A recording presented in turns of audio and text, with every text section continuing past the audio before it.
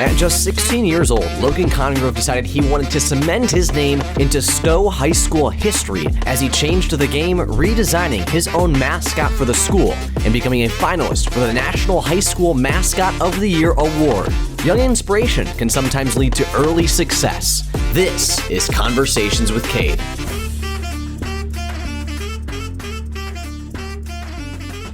Welcome to episode 2 of Conversations with Cade. I'm your host, CadeCracas, and today I am joined by Logan Congrove, a mascot extraordinaire who served as the Stow High School mascot and countless others throughout his time in Akron, Ohio.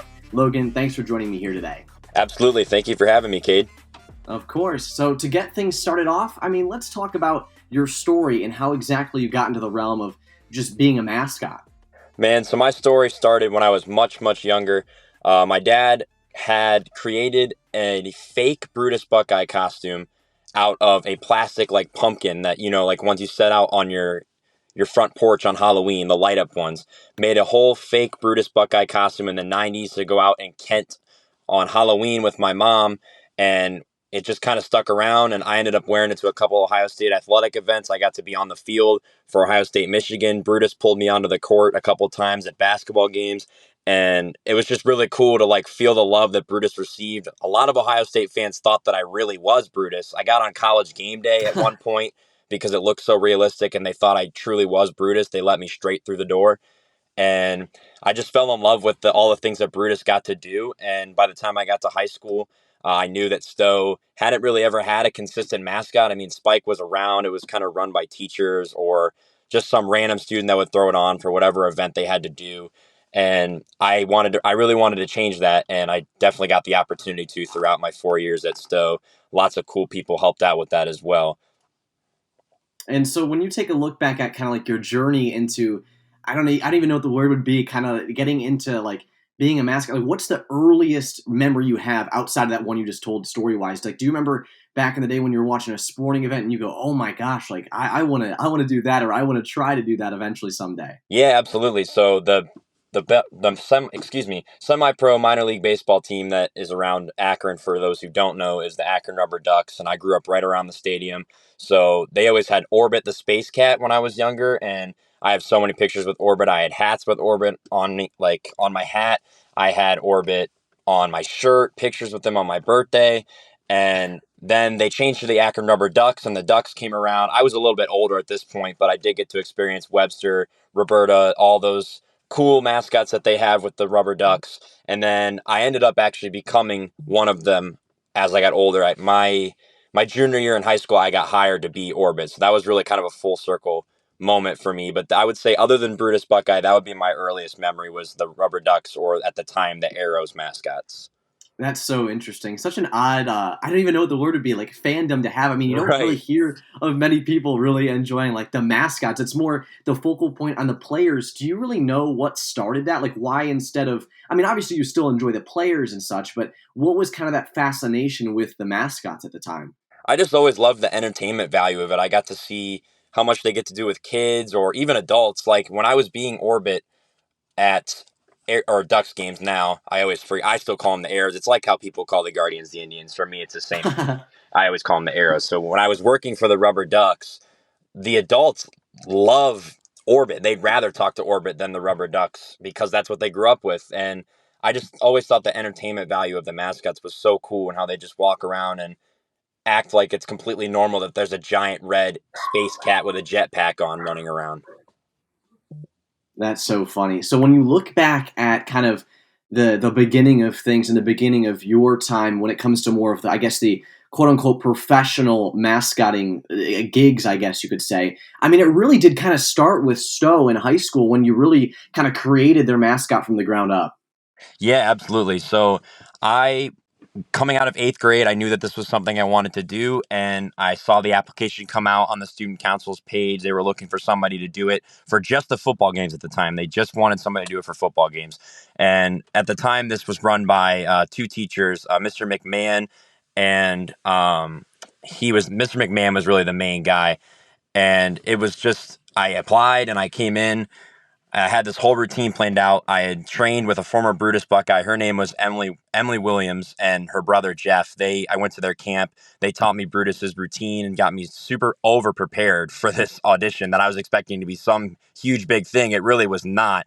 When I ran through this routine, the student council members were like, "Okay, that's the clear choice right there." and um, but yeah, I trained with Emily and Jeff, who they've been fantastic throughout my entire mascotting career. I still talk to them quite frequently about all the things I get to do. And Emily was actually the first female Brutus, and she's now on the board of selecting the Brutuses now, which I think is really awesome. And I went through the audition process. I obviously got it. And it was me, and at the time a senior, his name was Cam Castanizer. He was the other one that got it. And I learned a lot from Cam. He's a very energetic kid, and it got to a point, we went through football season. He said, "Hey man," he's like, you're a lot better than me at this. I'm going to just hand this over to you. You don't need me anymore." And I thought that was a really cool moment. Cam really influenced a lot for me. And the first football game I went to was an away game at Green High School. I was very nervous. I honestly did not do that much. I was scared to even really interact with the students because I was just a freshman and they were all much older than me, and I didn't really know how they'd react to a mascot being around because the mascot had not been around for quite some time. But it was received really well, and it's always fun to be around the band and the students. But throughout the early years, we had just a gray spike costume, looked generic like every other bulldog on the planet, and you could tell that it had never really seen the love that it deserved. So I really wanted to make it my goal that to improve Spike as much as possible, create connections with the community, our students, our teachers, our staff, anybody. I wanted Spike to become a focal point at Stow High School. And so, what really started it? Did you kind of maybe on a pen and paper one day just start jotting down little ideas of what you wanted to be that next mascot? Or for you, kind of what was that like? So when I did end up getting to redesign the costume, that was around my junior year. They granted me $3,000 to design it however I want. My dad is a very good artist. My dad and I drew a rough design of how we wanted it to look on a napkin. And That's yeah, hilarious. yeah. I mean, how did they even give you $3,000? Or like, where did that come from in this sense too? Like, they just kind of So did you vocalize that you wanted to redo this mascot and you really wanted to take it to the next level? So at the point that this is right when student council had kind of like relinquished Spike and transferred it over to athletics because it was more of an athletics thing at this point. Um, the athletic director, Kyle Feldman, didn't know who I was. He did not, student council was trying to keep my name a secret. And Kyle told them, "Hey man, I kind of need to know who my mascot is. I have to know his name." So once I kind of had proved that this was something I really was into and that I was really focused on bringing attention to Stowe athletics and Stowe High School as a whole, uh, Mr. Feldman had spoken to our principals department and our boosters, and Jeff Hartman was the principal. Tom Bratton, our superintendent, were all very supportive, and they pulled the money from multiple different funds to try and get me what I needed, and they absolutely did. They sent my designs away. I found a company in the Netherlands is where it came from, and it finally came and it looked fantastic. My goal was to make it look as much like Stowe High School's actual logo as possible, and it couldn't have been hit more on the head than the way it came out. And what was the reaction of, I mean, both the school, I mean, the fans, the students, everything in this scenario that this thing that you had talked about and this mascot finally was starting to come into fruition? Oh, it was awesome. We debuted it at a girls' basketball game my junior year, and I came out, and the fans could not believe it. The students couldn't believe it. They were like, "Wow, that's something I've never seen before." And even other mascots in the area, I had connections with like the Twinsburg mascot. I had connections with Cuyahoga Falls. I had connections with Roosevelt. They all were like, "Wow, that is the best mascot in the area, design wise, for sure." And it came out, it just became more and more requested by people. There were people saying, "Hey, can we get Spike at this? Can we get Spike at this?" And it started to book up my schedule like crazy, which was awesome. And it was really cool to see people really rally around the mascot, which had never been a thing previously before my time, let alone before the new suit. Once the new suit became a thing, the attention was absolutely through the roof. And so, what was that event schedule like for you? Were you very busy once that new mascot suit came out? Did you have to go to a bunch of games and different events? Like, could you run us through kind of like what a weekly schedule would be like for you during that time? So obviously, well, I started when I was younger. I only did home football games. Once this new suit came out and I was able to make connections with the cheer team, which Coach Trisha Hodge deserves everything that I could possibly say about her. It'd take me years to say how incredible she was for me, how helpful she was, as well as so many cheerleaders. And I'm going to give them their names too. Michaela Light early on for me would help me get in and out of the suit always. And that suit is very, very difficult to get in and out of. There's so many pieces and parts to it. It's very intricate. And then once she graduated, there's a lot of different people. Brett Markham helped me a lot. Marissa Moscow helped me a lot. Ashley DeSanza, Aubrey McAdam, Brenna Hilton, so many great cheerleaders were so helpful in that. And then I was kind of brought into the cheer team, which obviously resulted in me going to away games for football. And then basketball, I would go to the bigger away basketball games, but because that season's so much longer and it's a little bit more difficult, I would just go to the bigger ones and then all home ones. So it really booked me up. Actually, it was awesome. I don't get me wrong, it was awesome. Stressful, but awesome. And then as for community stuff, as Spike became more seen in our athletic events and within our school, it obviously brings more attention to it within our community. Our mayor, John Probonic, helped me out a lot with getting me out there, bringing me to things within the city.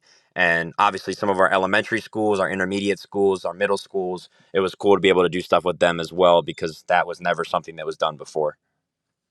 And when you had these games that you went to, and you were able to interact with the fans and the community at large, I mean, what were those interactions like for you, and kind of what did you take away from them?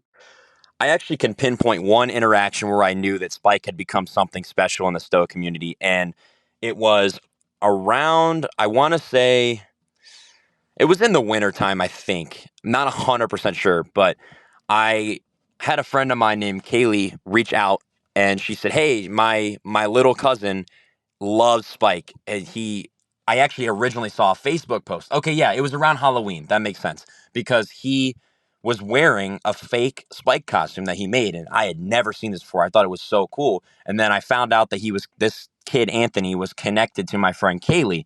And Kaylee texted me and said, "Hey, we think it would be so cool if Spike came over and Anthony got to really experience Spike up close." So I got to go over to his house. His whole family was there, his little sister and his mom, Maria. It was such a cool experience. And I got all kinds of cool pictures. And I knew at that point right there that Spike had become something more than just an athletic mascot. It was something that meant something to the people of Stowe. And that little guy is still telling me today that he wants to be Spike. And I find that to be so cool, because before me, that was just not something that was ever said. I mean, that's such an awesome story, especially with the impact you say it has on the community and it's had on the community. And for you, I'm kind of wondering this now. I mean, you had that helmet on all the time, or like that suit on all the time. So no one really got to see your face too often. Was that like a weird thing for you, or did you kind of like having that hidden identity? So I'm going to be totally straight up with you. Mascots are supposed to keep their identity secret. I did an absolutely horrendous job at that. I could not That's have been a hilarious. worse secret keeper about this. But I did like that most of the kids at Stowe, they understood, and they would be like, "Hey, Spike." Nobody would say, "Hey, Logan," because that really kills the magic. And although I was terrible at keeping the secret, our students and our fans, our teachers, they all they all loved just saying, "Hey, Spike." And although it was known that I was Spike, it was cool to also have kind of a separate identity. Yeah, and what's that like having that separate identity at times, like especially early on? Was that kind of like a fun little secret thing that you had going there, especially when you're really trying to design it back from the ground up? Early on, I will say it was definitely more of a secret, just because I was younger and I was less involved at the time. And there was a lot of kids I didn't know. And it was a little scary for me, honestly, because I never knew what people would think. And it took me a really long time to realize that as a mascot, you can really seriously do whatever you want. Nobody cares that on the inside I'm Logan Congrove. At that point in time, you are Spike. You are a giant bulldog. You can do whatever you want. I promise you, nobody is going to question it. But it took me a really long time to really buy into that and realize that I really could just kind of be myself and kind of hide anything that I wanted to hide. I could. And it was really cool when I finally did hit that click, hit that stride, that I felt very confident in myself. And honestly, I felt more, at the time, more confident in the suit than I did out of it. And so now that we've discussed kind of like the background of things, I mean, we got to talk about the big elephant in the room, and that's that big award you had the opportunity to go and try to win. You were actually a finalist for High School Mascot of the Year. I mean, talk about how you found out about that, how that all came into happening. Oh man, that is probably one of my coolest achievements ever. So the award itself, it was run by Varsity Brands, and I actually connected with the Hubbard High School mascot who won it, Hubbard, Ohio. It was the Hubbard Eagle. His name's Isaac Powell. He reached out to me and said, "Hey man, I've heard about you. I've heard about your story. You need to apply for this award." So I applied for it, and you had to the requirements were you had to write like a story. You had to kind of tell your story. And I told the story about rebuilding the mascot. I told the story about Anthony and how special that encounter was. And I submitted my stuff and I got a reply and they said I was selected. It was out on the website and out on social media. And there's only 8 people in the country that got nominated for that. At that point, I realized that Spike had seriously become something special because there's just no way that that would have happened without all the time and dedication put in by so many people. And although the award show didn't end up happening because it was in 2020, it was supposed to be at Disney, and obviously Disney was closed down. I like to tell people that I won. That's awesome. That's funny. That's such a cool experience, though. And I mean, for you and for your family at that time, I mean, what did your parents think when they realized, like, okay, all this stuff that Logan's doing, all this mascotting stuff. I mean, he's actually getting recognized now for it. So, although the award show didn't happen, my parents had a really, really cool surprise for me. They actually gathered a large portion of the city of Stowe and they did kind of a drive-by celebration for it. I stood outside my house and I mean, there had to be hundreds of people coming down my street, honking at me, waving at me, saying congrats, saying you're our winner no matter what. So many people helped put that together within my family. Kyle Feldman, our athletic director, like I said, I can't say enough great things about him. I can't say enough of great things about Trisha, the cheer coach. They both assisted in this process. Michelle Marazzi, she works with the Stowe youth football program and the Stowe youth cheer as well. She helped my mom out with that astronomically. It was such a cool thing to see. And I could tell that my parents were really thrilled about it. And I obviously was very thrilled and felt very, very warm about the impact that I knew I had on the community to see all those people come around and show their appreciation. So we've talked a lot about your high school journey, but now we've got to talk about more the semi-pro side of things, the minor league side of things. When you were with the Akron Rubber Ducks, the Akron Arrows, what was that like for you, and how did you get kind of in that gig? So I was just kind of looking for a summer job. I was 16 at the time, and mascotting is really the only thing I knew. And I wasn't going to do food service. I wasn't old enough to do anything retail.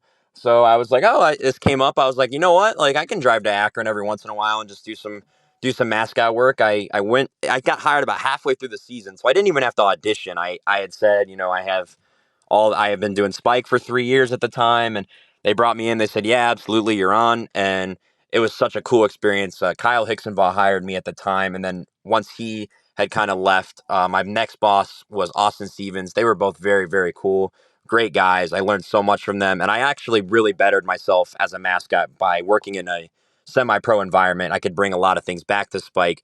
But working in semi-pro was so cool because it's such a different crowd of people. It's such a different environment, especially because it's baseball as opposed to I really only did football and basketball at the time with Spike.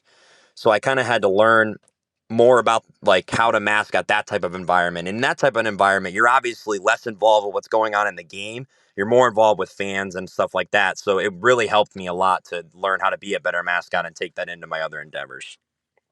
Yeah, and when you talk about these two different sides of things, you had Spike, and then you had what you did for the Akron Rubber Ducks, and it's probably a much different atmosphere to be in as well because you've got the football, the basketball games, the normal high school things, and there's not many real, I guess you'd say, events that you're doing in regards to those actual contests. But when you go to like an Akron game, I mean, the mascots are everywhere. They're always involved in something. They're walking around. They're staying active, and sometimes they even have them on the jumbotrons doing different fun things. I mean, was that much more like an upgrade for you in the sense of keeping you busy while on the job?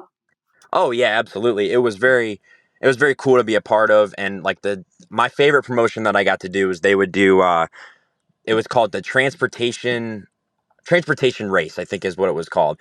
And there would be a bunch of interns for the Rubber Ducks under these like fake buses.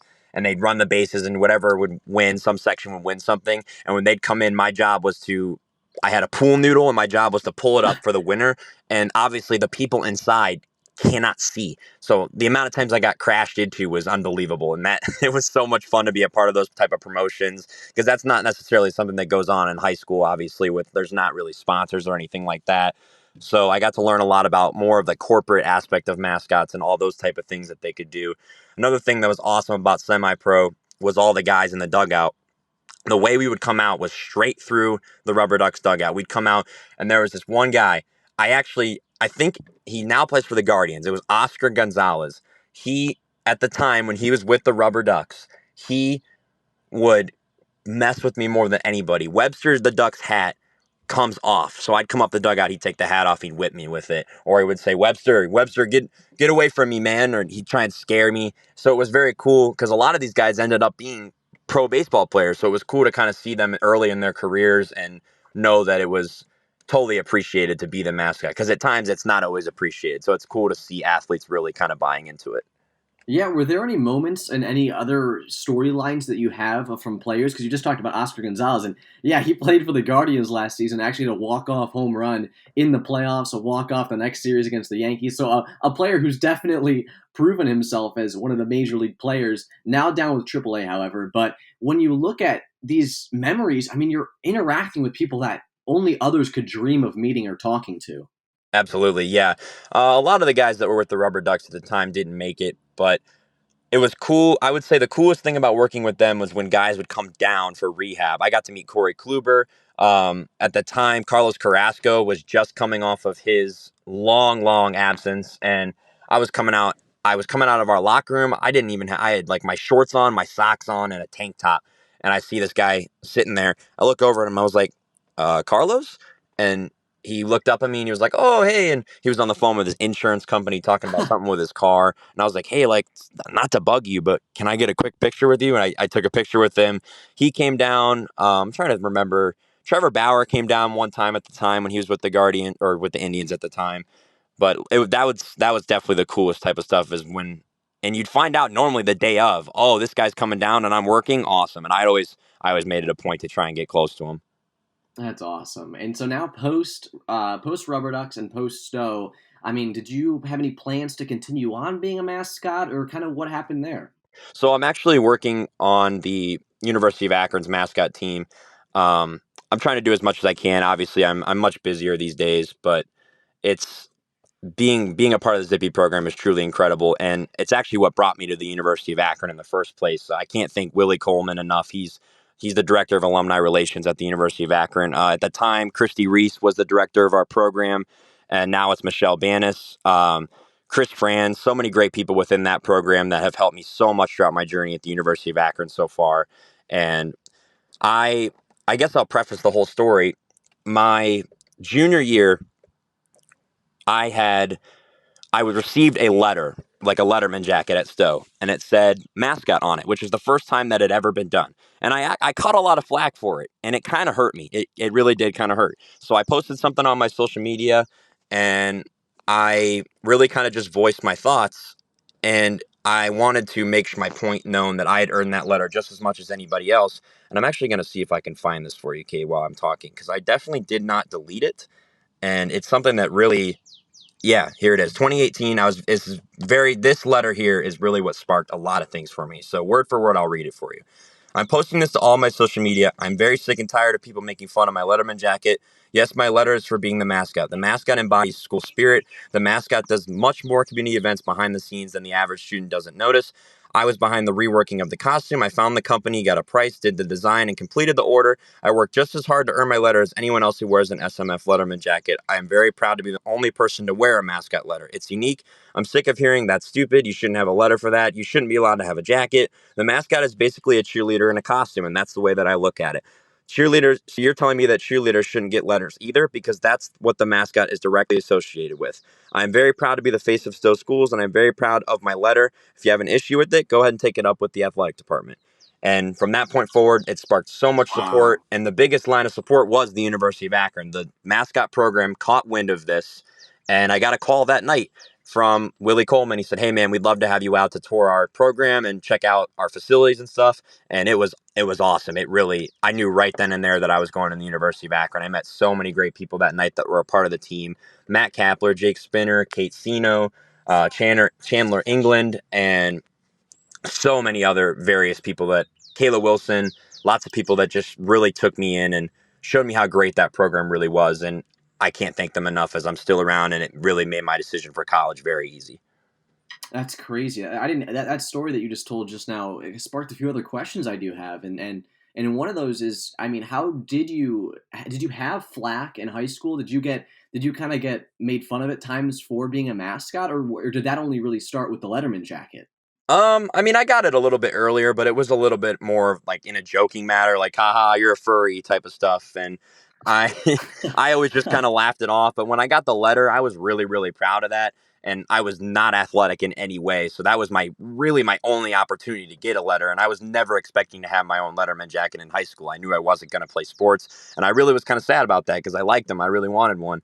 And when I got that, I was super proud of it. And I had great conversations with Kyle Feldman, our athletic director, and then I started getting flack for that, and it just kind of upset me, and I took it into my own hands to just kind of make a statement and say, I'm pretty tired of this. Like, I earn this just as much as anybody else. That's awesome. That's a really good mindset to have, and that's something that some people might struggle with. So, I mean, if anyone's out there, I mean, working on trying to do something like you did, Logan, I mean, what advice would you give to them to keep pushing forward? And especially because you may see other times where people get flack in high school, and they might not have gotten to that point where you got to, where you had success, and you realize, okay, you know what. Move to the side. I've done what I did, but people who might be starting off might not have that just yet. My advice to anybody that's in any form of situation like that is, who cares? If it makes you happy, then you are doing the right thing. There is no reason for you to feel bad about something that makes you happy in any way. If you're proud of yourself, if you're working hard, whatever that may be, don't let anybody get in your head. Because I did. I really did let people get in my head. And although it created great opportunities for me by letting people get to my head, just don't let yourself even get to that point. Shake it off. Know that you're making yourself proud. You're making your family proud. You're making your friends proud. There's no reason for you to feel upset about something that you're great at. It doesn't matter what it is.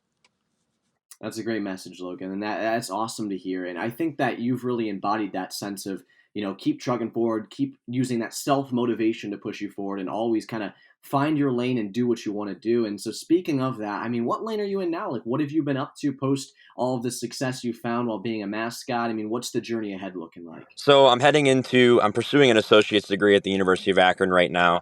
I'm heading into my senior year of that, and I'm a media studies major. I'm working at WZIP, which is 88.1. I started off as just a sports analyst, but now I've elevated myself to the director of the sports department. I was the director of promotions and social media last semester. We're doing a lot of great things over at 88.1. It's really, other than Zippy, has been the highlight of my college career. Chris Kepler, I can't thank him enough. He has provided so many fantastic opportunities for me and so many students like me. WZIP produces so many fantastic people, working with the Cavs, the Guardians, Akron Athletics, so many cool things that I get to do that would not be possible without WZIP.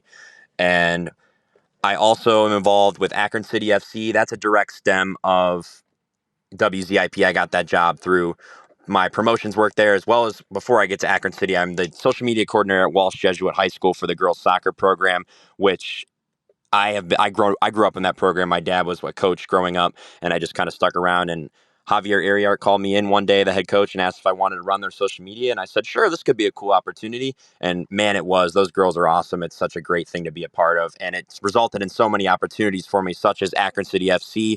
Nick Turchin, the owner of the club, gave me a call one day and offered me the PA address job as well as social media. And it has opened up such a world for me. I'm so thrilled to be a part of all these things. WZIP, Walsh Jesuit, Akron City FC, so many cool opportunities, and I'm super excited to continue to pursue them all in the world of media. And where do you want to go from here, Logan? What's the goal? It's at the end of the day. I mean, when you graduate, when you're gone from WCIP and all that. What's the end goal? What expectations do you have set for yourself? I'm a big dreamer. I'd love to be at some major network one day, whether that's ESPN, Fox Sports, CBS. I'd love to be a part of some major network where I'm seen nationally. If I'm going to stick with radio, I really kind of just go where the wind takes me. I'm down to stay in Akron. I'm down to move. I really have no preference as to where that is. Same with TV. If I got a TV opportunity, I'd kind of move wherever that is. But I'd love to cover sports. That's really my niche. I've kind of just, my parents say that I'm like the Albert Einstein of sports, the most random facts that come out of my mouth. And I get called Stephen A. Smith a lot for the way that I am on air is very similar to that. And I know a lot of people are not Stephen A. Smith fans, so we'll see how that goes over for me. But my dream would definitely be to be at a major sports media department at some point in my life. And if that didn't work out, my second plan would obviously be social media, as I've learned so much working for Walsh Jesuit and working for Akron City and even WZIP. I could definitely see myself taking that route as well. And is there ever a chance you return back to mascotting and all that? Yeah, we'll see. If I had any pro opportunities, I definitely would consider it. I've been kind of helping out over the last few years at Stow. Not, I wouldn't necessarily say as a coach, but more as a mentor. The mascot at Stow now, his name is Dylan Campbell. He's a great kid. He took over for me when I graduated, and it's been cool to kind of see him continue the trend. And I've never and bring interest to spikes too, because I know I've talked to our athletic director now. There's kids that come up to him and say they want to be Spike, and that's just never something that was around before. So even if I never personally step back into the suit outside of Zippy, of course, until I graduate, even if I never step back into a suit, I'm absolutely always around to mentor, whether it's Spike, whether it's Zippy, whether it's even the rubber ducks. I could see myself being a mentor in that aspect. That's awesome. Well, Logan, any final words for anyone out there? Keep doing what you're doing. Don't let anybody get in your head. Go Bulldogs, go Zips, go Akron City FC, go Warriors. And again, can't thank everybody enough that has helped me throughout my journey. My parents, Kyle Feldman, Trisha Hodge, Willie Coleman, Christy Reese, Michelle Banis, so many incredible people that I couldn't even sit here and name. It'd take me, Cade, we'd be on this podcast until like 7:00 tonight. But Cade, thank you so much for allowing me to tell my story. I'm super thrilled to be here. Of course, I appreciate you joining me here today. Absolutely. If you guys want to check out Logan's story and continue to follow with what he's doing, Logan, how can they follow you on social media? My Instagram handle is Logan_Congrove, or if you want to check out WZIP, that's going to just be WZIP FM. If you want to check out Walsh Jesuit, it's Walsh JW Soccer on all platforms. And then Akron City FC is as written on all platforms as well. Me personally, if you want to see my sports takes, head over to my Twitter at Congrove05. Or if you want to see more about Spike, you can always just Google my name, and there's a couple articles that'll come up from the Akron Beacon Journal. Wrote an article about me when I was graduating. Lots of cool information if you just Google me. And that's all we've got here for episode 2 of Conversations with Cade. If you want to check out all of what Logan's doing, you can do so. Just rewind back 30 seconds ago and listen to what he had to say. It was a great one here today, and we will see you guys in the next one.